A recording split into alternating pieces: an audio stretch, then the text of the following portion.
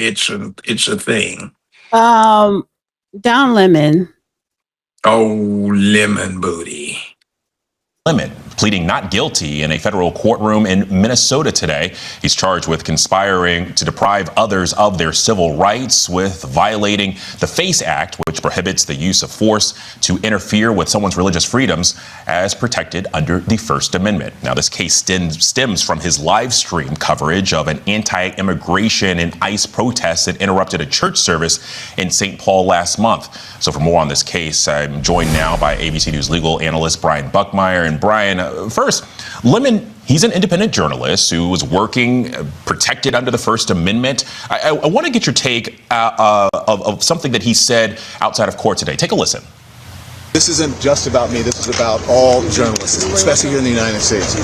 I will not be intimidated. I will not back down. I will fight these baseless charges, and I will not be silenced. You hear him there saying, I will not be silenced. But, I mean, what is his exposure here if he's convicted?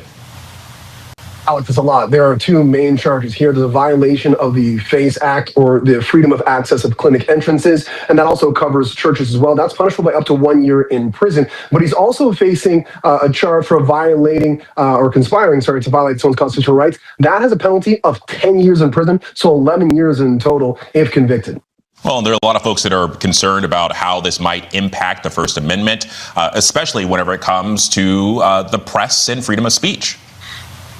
Absolutely. So this, especially as the DOJ is arguing, is about competing interests of individuals being able to participate in the religion and in church, and also the First Amendment right. But I think there is some confusion in the way that the DOJ is applying this, because it appears that it wasn't Don Lemon's intent to disrupt people's ability to go to church, but he was recording others disrupting. And I can see this being a potential infringement on the First Amendment right to be able to document things of this nature, because he's being, what I understand to be, embedded in this group, and it's going to affect a lot of journalists. I mean, Alex, you and I have talked about this. I make the joke that I'm just an attorney, you're the actual reporter, but this is a part of what reporters do. They embed themselves in groups and then show us the inside out. And if there's a ruling unfavorably to Don Lemon here, it would really ask the question of, what if someone's going to a war zone? What if someone's going and interviewing drug cartels and getting information that we want? Are they now war heroes or war villains or part of those cartels? It could limit the way that the media does its job.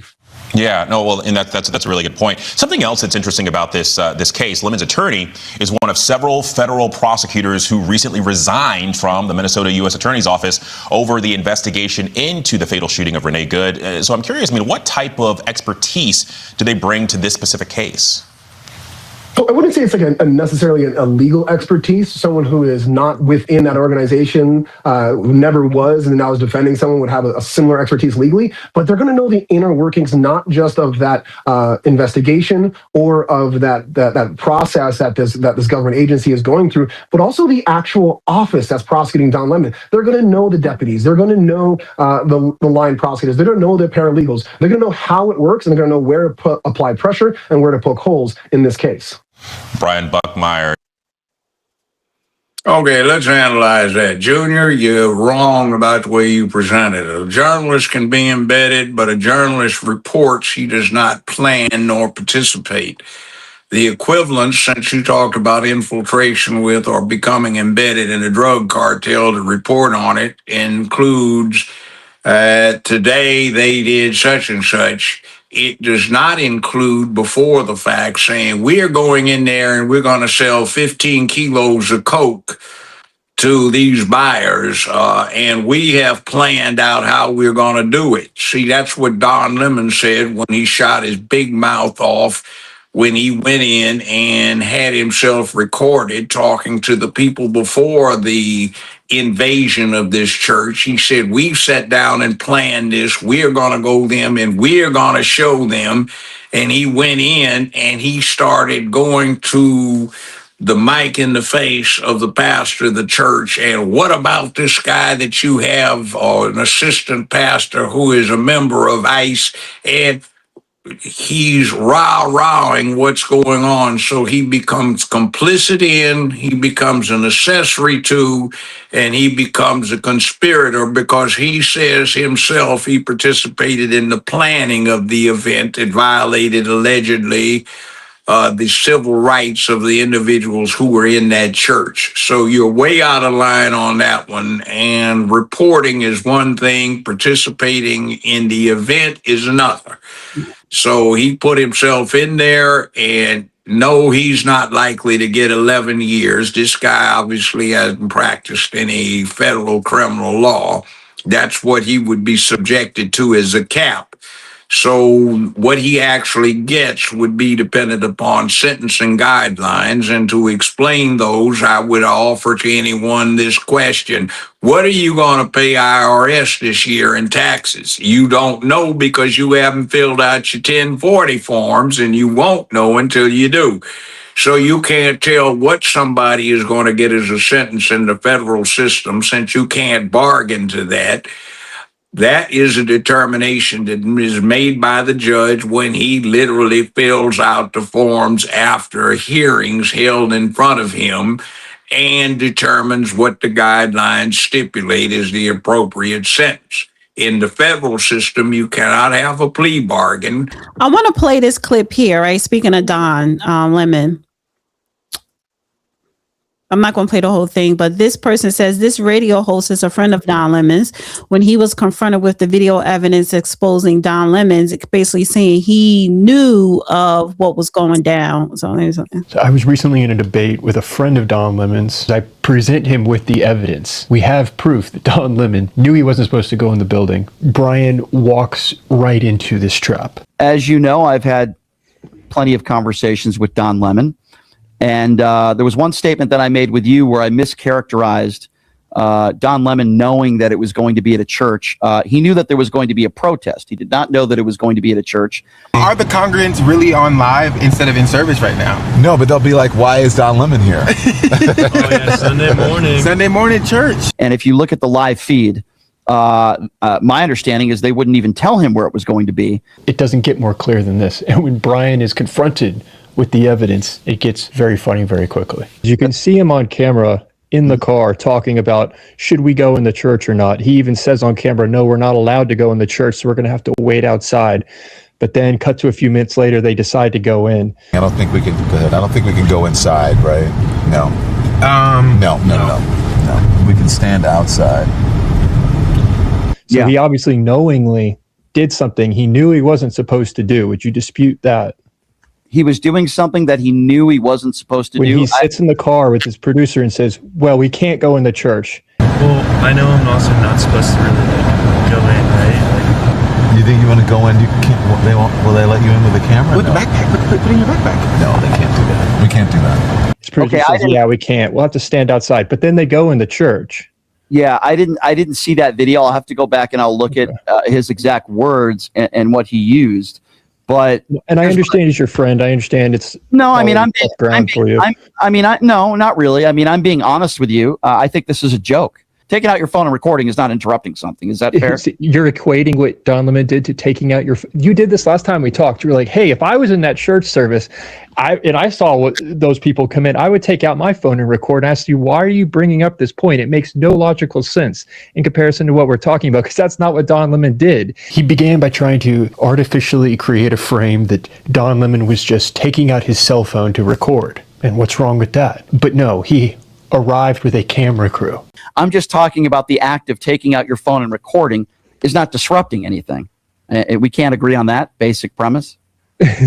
Taking out, but why are you bringing that point up, though? You're saying that's what Don Lemon was doing? Because that's what he did. He did two things. He took out his phone and he started recording on his phone, and he conducted some interviews. So let's take a look at these interviews. Was he really conducting interviews, or was he trying to push an ideology on the people in the church? No. Did you know that undocumented people and immigrants commit far less crime than American citizens? We're done here. Than natural-born Americans. You won't listen. How is that just conducting interviews? That's debating with the people in the church when they don't even want to talk to you.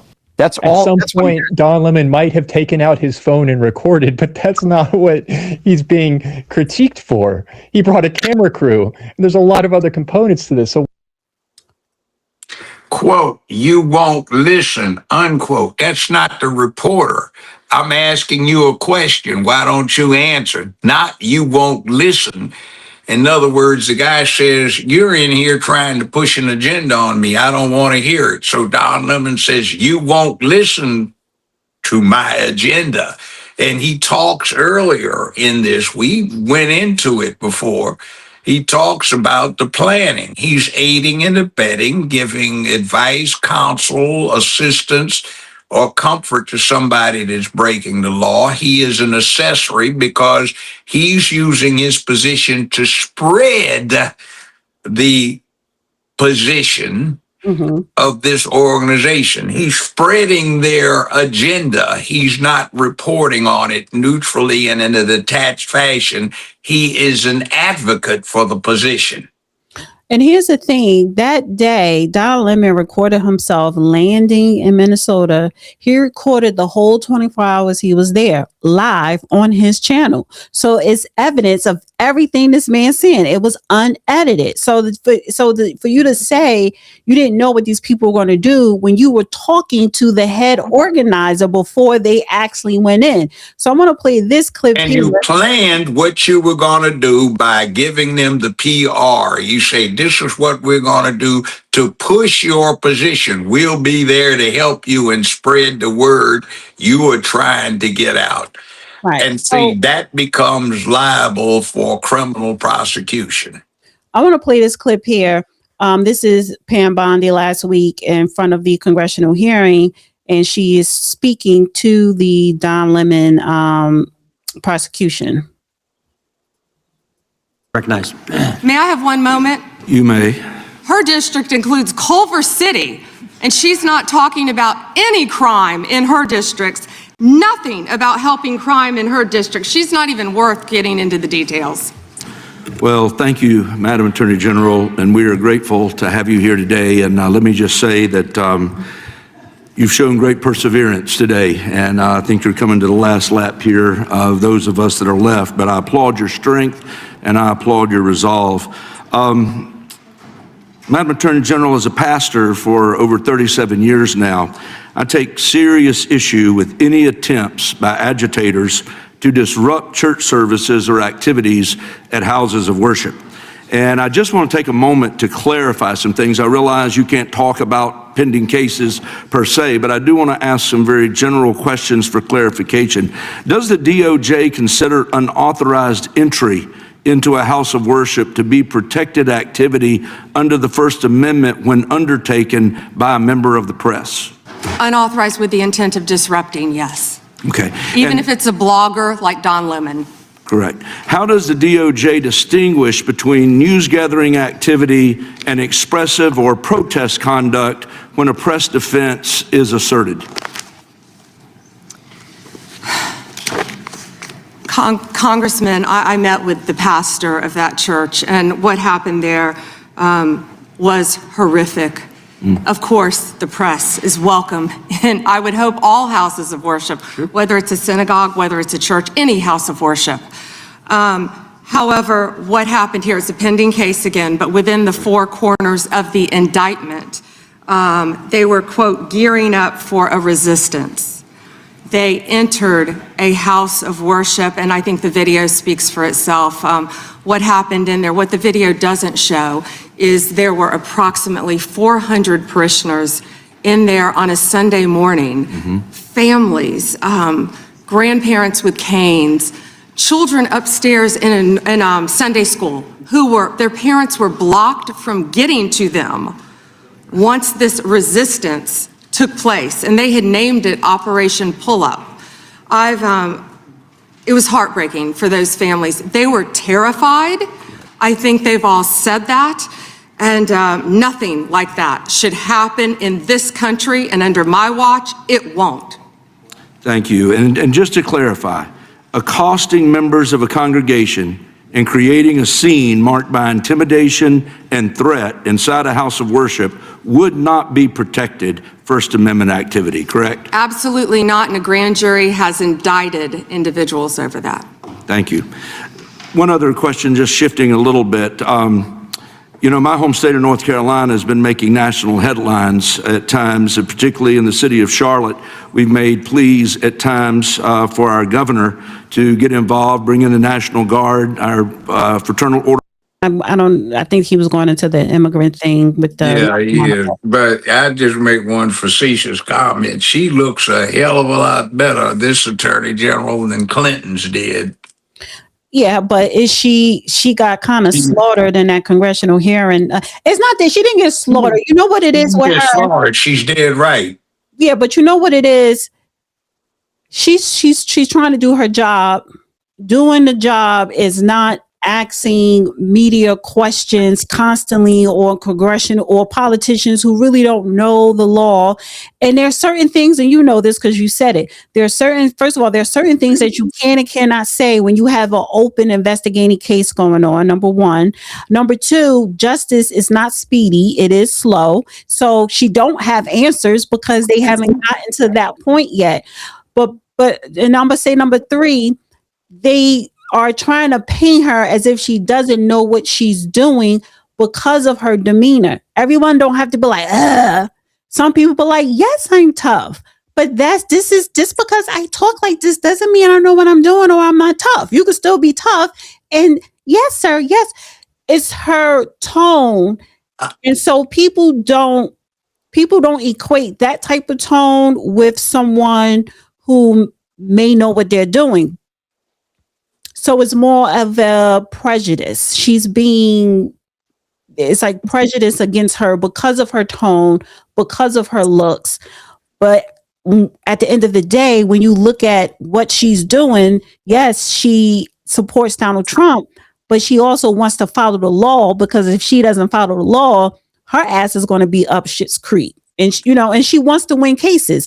And this, to win cases, it doesn't happen overnight. And it seemed like the general public wants a verdict overnight. Well, let's just say this. I've been dealing with adversarial proceedings for half a century, actually a bit more. And I don't take her as having a meek voice. I take it as affirmative, assertive, and authoritative. Now, that concern, maybe she's just not a public speaker. Some people are just. I don't even find in terms of what she's doing. I think she's doing well. In fact, she's more articulate than just about any attorney general I have heard in a long time. But let's put it this way.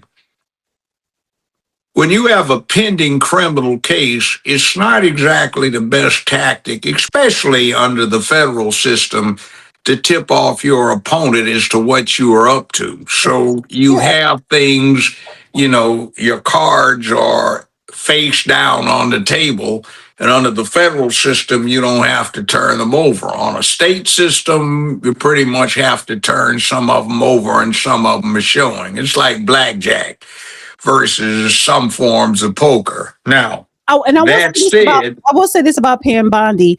She doesn't give people attitude. She's very transparent. She answers your question. And if it's something that she can't answer because of a legal procedure, she will say that. So what more do you want from her? Actually, I don't think she's even that meek and mild. I think she kicks ass in an appropriate fashion, and I like it. I like she's lawyers. Not nasty, like Well, I like lawyers who are Letitia James is nasty. Fannie Willis is nasty. Letitia James is an idiot. Sure, but what I'm saying is, Fannie Willis is nasty. Letitia James nasty. Jasmine Crockett, and you don't have to be.